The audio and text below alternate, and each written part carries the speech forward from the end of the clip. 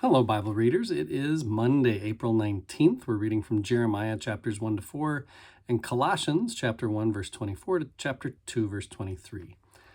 Jeremiah is one of the longest books in the Bible. We're about to discover that. It is set in one of the most critical points of the whole history of Israel. It's going from the reform of Josiah through the downfall of Judah and into the time of exile. The great crisis of Israel's history in the whole Hebrew Bible, the Old Testament, involves the destruction of the temple, because that's where God is to dwell, and the exile of God's people from the land God gave them. This is a mind-blowing, what in the world is going on experience for Israel. That's why so much of the Old Testament is written around it. And in it. Jeremiah, what Jeremiah is trying to do is to tell what happened and why it happened. So Jeremiah is at sometimes kind of a man on the street reporter, sometimes prophet, sometimes almost like a historian, really. The dates of Josiah's reforms are roughly talked about as like 622. I know some of us are interested in, so how long ago are we talking? The destruction of Jerusalem is famously known as 587 BC. That's an important date to remember. The exile is said to have occurred 597 and 587. So this isn't just, a battle that everybody leaves. And when we say exile, it's not like every single Israelite was taken from the Holy Land and put in Babylon.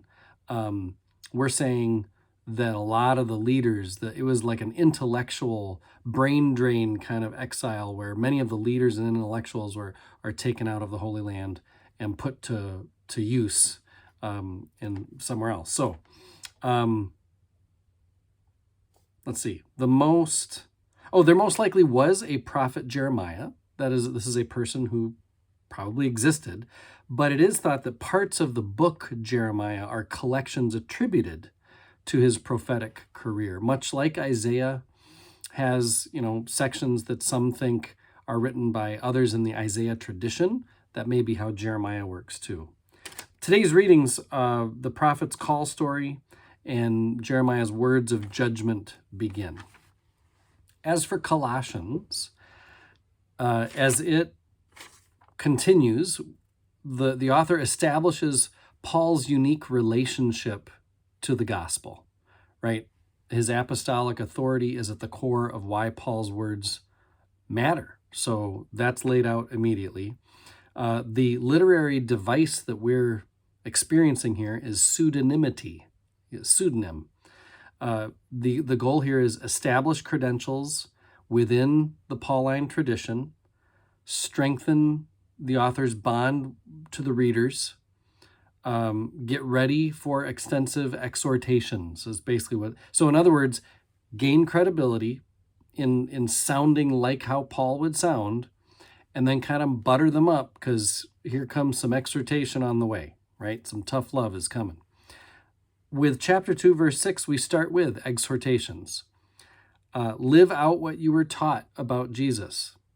Talking the talk cannot be separated from walking the walk. And the second thing is, don't get caught up in human traditions, human teachings. Distinguishing God's teachings from human teachings can be difficult, but that's part of the work of following Jesus. Finally, don't let yourself be judged by the codes of different teachings.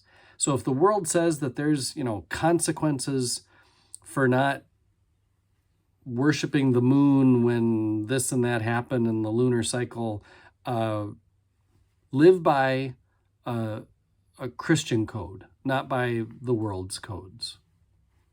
I am one with my God. My God is with us, all of us, at all times and in all places.